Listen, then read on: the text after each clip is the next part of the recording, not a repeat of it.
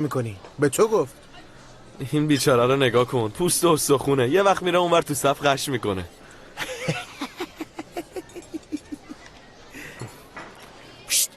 حل حوله هم بگیر. داداش 3 تا چایی و چند تا از اون بیسکویتا بده. کسی چیزی میخوره؟ چیپس میخوری؟ نه.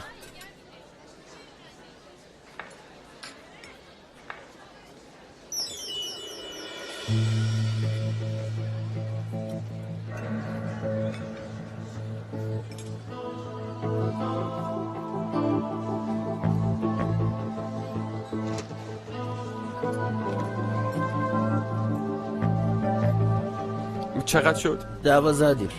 پول خورد ندارم. عیبی نداره.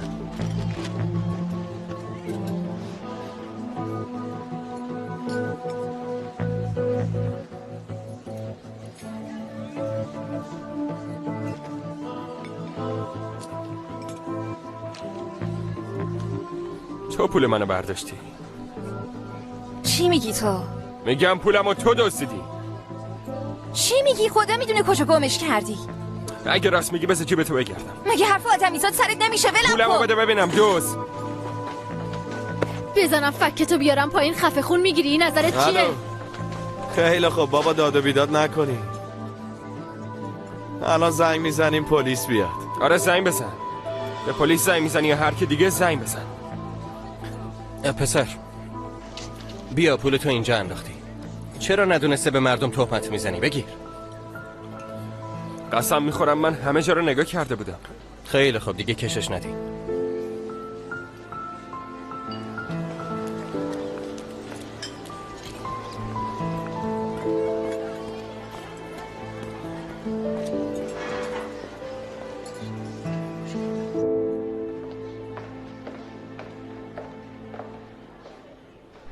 ببخشید شما مربی شنا هستین؟ بله بفرمایید.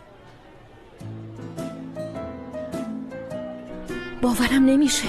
تو اینجا چی کار میکنی؟ خودت اینجا چی کار میکنی؟ نکنه تو مربی شنایی؟ آره.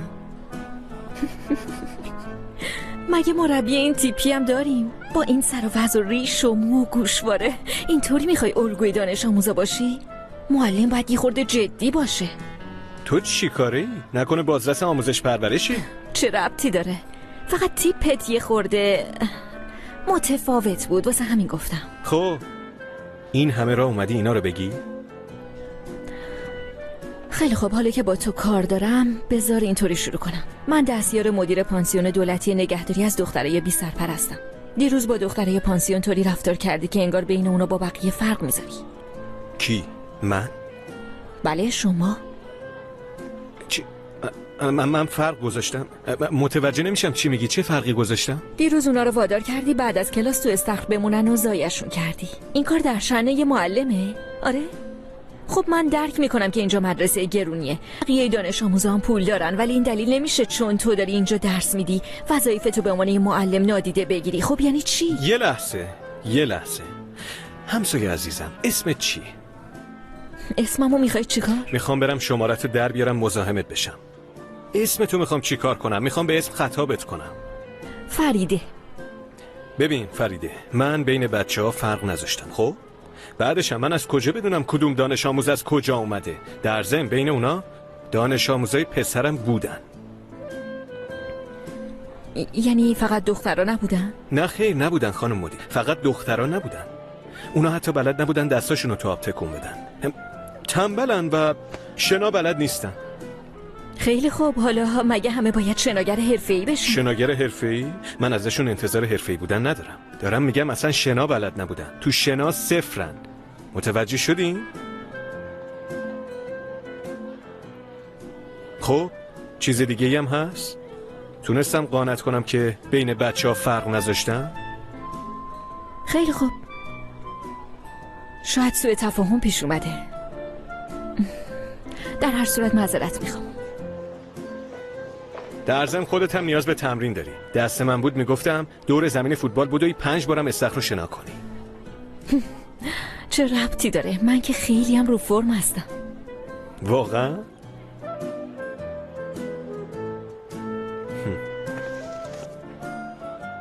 بی‌ادب. یه لحظه. دیدم چی کار کردی. دیدم که پول از جیبت در بردی و دادی به براک. مثلا میخوای ادای قهرمانا رو در بیاری یا بچه یتیمای دزد رو نجات بدی؟ ببخشید ولی ما دزد نیستیم. من فقط میخواستم کمک کنم. مارال اون پولو بر نداشته. ایلول، مارال اون پولو برداشت، خودم دیدم. حتما اشتباه دیدی. مارال همچین کاری نمیکنه. ما دزد نیستیم. خیلی خوب، تو دزد نیستی، اما اون هست. خودم دیدم اون پولو برداشت. اصلا یه چیزی، چرا تو همش دوست داری با من دعوا کنی؟ نمیشه تمومش کنی؟ چرا باید این کارو بکنم؟ ایلول، من دلم میخواد دوستت باشم.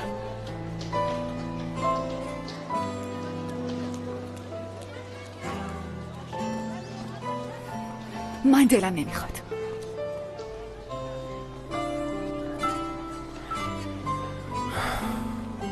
به زودی از این مدرسه میرن، مامانم اخراجشون میکنه. یکم صبر کنین. من که خیلی دلم براشون میسوزه. گناه دارن، نه مادر دارن نه پدر.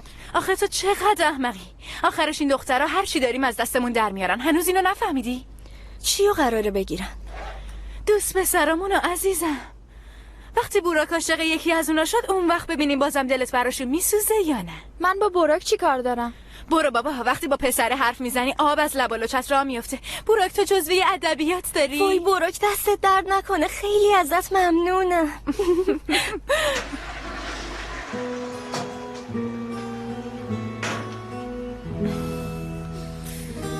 دستتون درد نکنه. اینم شنید، الان آبروم تو مدرسه میره.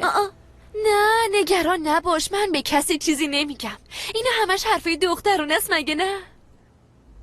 نمیدونستم شیرین عقله.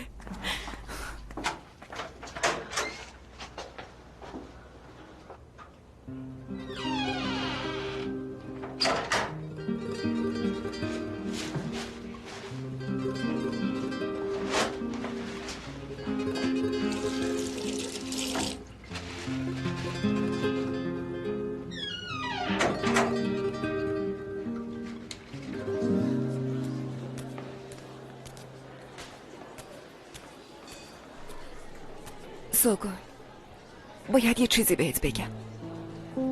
بیا بشین. چی شده؟ سرکانه که میشناسی، همون که تو بوف پول براکو پیدا کرد. آره. پیدا نکرد، پول از جیب خودش در آورد. خودم دیدم. چرا این کارو کرد؟ برای اینکه مارال تو دردسر نیفته. خب چرا؟ مارال که اون پولو بر نداشته بود. برداشته. یعنی سرکان اینطوری میگفت. یعنی چی؟ واقعا ممکنه برداشته باشه؟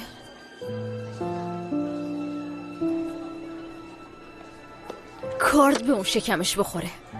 این احمق هی چیز کیک میز کیک میکرد.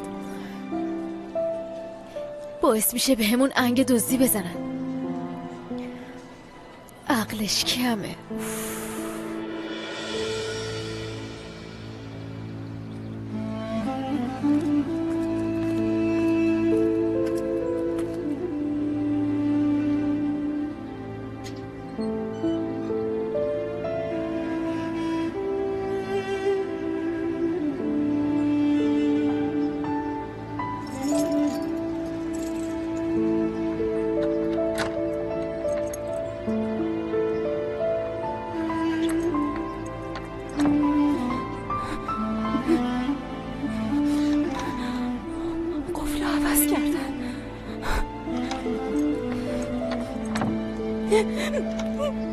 درو باز کنین!